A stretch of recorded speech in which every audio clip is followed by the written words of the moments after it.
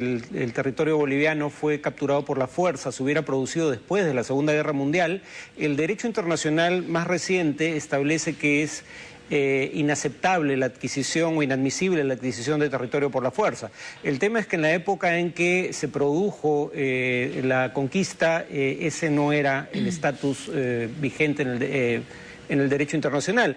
En segundo lugar, digamos, también es cierto que Bolivia firma el Tratado de 1904 cuando el territorio estaba en cuestión, estaba bajo ocupación por parte de un Estado mucho más poderoso militarmente. Lamentablemente para las aspiraciones bolivianas, si bien claramente esto constituye una situación injusta, es discutible que sea ilegal.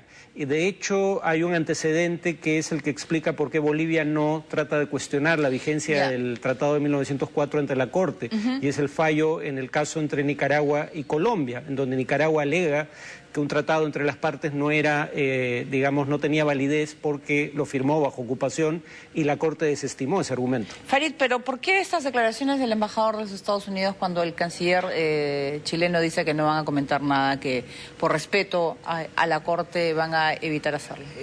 Hay dos posibilidades, una que haya falta de coordinación, cosa que me parece poco probable. La otra es que deliberadamente sean, digamos, actores de menor nivel al nivel ejecutivo. Porque va a participar él también, ¿no? En el tema de la Haya, ¿no? Bueno, él es agente, ¿no? Él es agente, sí.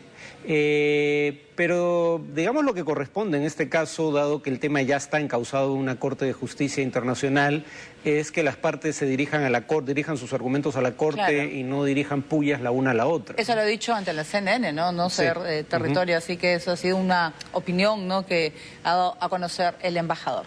Muy bien, ahora nos vamos a Venezuela. El presidente Nicolás Maduro pidió a sus compatriotas no caer en rumores, ya que aseguró se viene el crecimiento económico. Sin embargo, en el país solo le quedarían raciones para 2 semanas y los analistas afirman que otra devaluación de la moneda será inevitable. La situación en Venezuela cada vez es más intrigante. Mientras unos dicen que la economía se tambalea y que poco le falta para llegar a ser la Cuba de Sudamérica, el gobierno señala que todo es un invento de la oposición que solo pretende desestabilizar al régimen de Maduro. El presidente venezolano, por ejemplo, ha dicho: mire, aquí lo que viene es fortalecimiento de la moneda venezolana, fortalecimiento de la economía. A los rumores, ¡pac!, métale un jack. Que hay un rumor de devaluación, ¡pac!, métale un jack.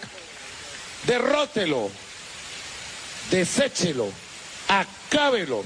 Quien sustenta esta posición es el ministro del Poder Popular de Finanzas, asegurando que en el tercer y cuarto trimestre se dará un incremento económico sustantivo. Sin embargo, los analistas no concuerdan con esta perspectiva. Para ellos, las reservas en importaciones solo durarán unas 2 semanas, mientras asoma la sombra de otra devaluación. Francisco Ibarra, director de la firma de asesores Econométrica, señaló en un artículo que Venezuela apenas está empezando a rodar por el barranco y que la única forma de sostener la economía del país es que un enfrentamiento en el Golfo Pérsico dispare los precios del petróleo. Por su parte, el economista venezolano José Guerra es más fatalista y para él no hay solución a la vista. Las reservas internacionales líquidas rondan actualmente los $2.500 millones, cuando en el 2009 estaban en cerca de 33.000 millones. Hoy vamos a hablar de la situación que se está viviendo en Venezuela. Ya lo habíamos adelantado al inicio del programa. La ministra de la Producción de Bolivia, Teresa Morales, ha anunciado que su país enviará próximamente a Venezuela productos como el papel higiénico, detergente o el champú para así combatir el desabastecimiento que está viviendo ese país. ¿Es una realidad? ¿La gente miente? ¿Quién miente ahí? Bueno, digamos, hay un problema de abastecimiento. Yo creo que al menos en parte se debe, y probablemente en su mayor parte se debe a carencias de oferta. O sea, no hay suficiente oferta para la demanda que hay en el país a los precios fijados por el gobierno. Pero probablemente también sea cierto que parte del problema se deba a adquisiciones especulativas, sea de comerciantes que esperan vender en el mercado negro un mayor precio esos bienes. ¿Pero lo venden sea, en el mercado negro realmente? Sí, o sea, existe un mercado negro. Cada vez que existen estos sistemas de controles, el mercado negro es casi inevitable.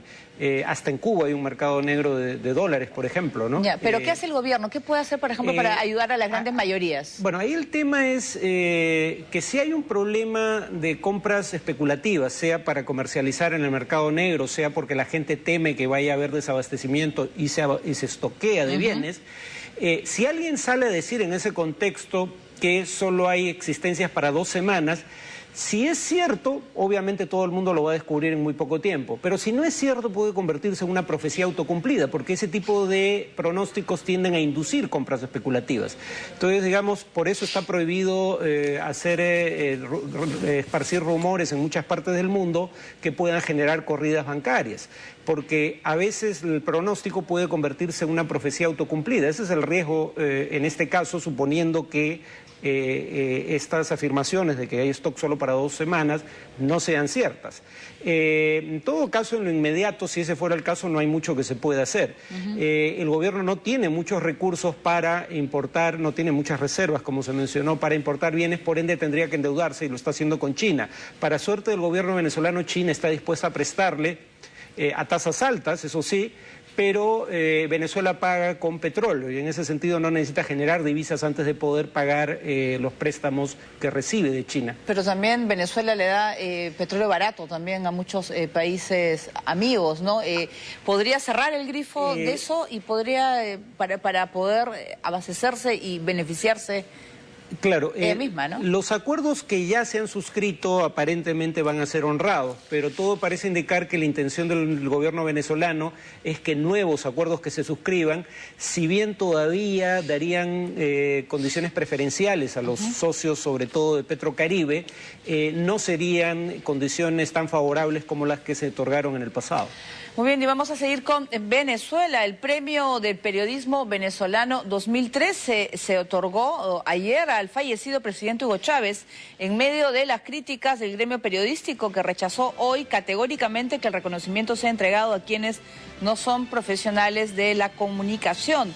Se trata del Premio Nacional Simón Bolívar, que se otorgó al fallecido mandatario, quien, según la oposición, fue responsable de hechos como el cierre de medios de comunicación durante su gestión. El comunicado que presenta el gremio de periodistas venezolano explican que más de una ocasión el desaparecido jefe de Estado se sometió al escarnio público a los periodistas. El Premio Nacional de Periodismo es un reconocimiento de mucha tradición en Venezuela y es entregado por el Colegio Nacional de Periodistas a los mejores profesionales desde la década de los 70. Con la llegada de Chávez al poder se cambiaron las reglas y su nombre a Premio Nacional de Periodismo Simón Bolívar y su dirección pasó a manos del Ministerio de Comunicación. Muy bien, hay muchas críticas. Este premio que le han dado luego de fallecido al presidente Chávez. Bueno, si el premio sonó controversial depende de quién lo otorga. Si fuera una entidad que pudiera considerarse independiente políticamente, podría haber sido controversial. Dado que es una fundación oficialista, cabía dentro de lo esperable, ¿no? En todo caso, claro, uno podría decir que cuando gobiernos como el de Chávez en Venezuela o el de Correa en Ecuador se constituyen, tenían una mayoría de la prensa en contra, solo tenían la prensa estatal a su favor, y posiciones como las que ellos representan estaban claramente subrepresentadas en los medios de circulación nacional. El punto, sin embargo, es que la forma en que respondieron a eso fue, digamos, hostigando a los medios opositores y en algunos casos forzando a sus propietarios a vender el medio para cambiar esa relación de fuerzas, en cuyo caso, digamos, una situación que podría haberse considerado injusta se ha resuelto de una manera que también podría ser considerada injusta. Y una relación con la prensa que Nicolás Maduro tampoco quiere cambiar, ¿no? Por lo visto, por las últimas acciones. No, en absoluto. Muy bien, nosotros vamos a seguir con otras informaciones, esta vez desde el Brasil. Los indígenas afectados por un conflicto de tierras que dejó un fallecido, así como comunidades de la zona donde se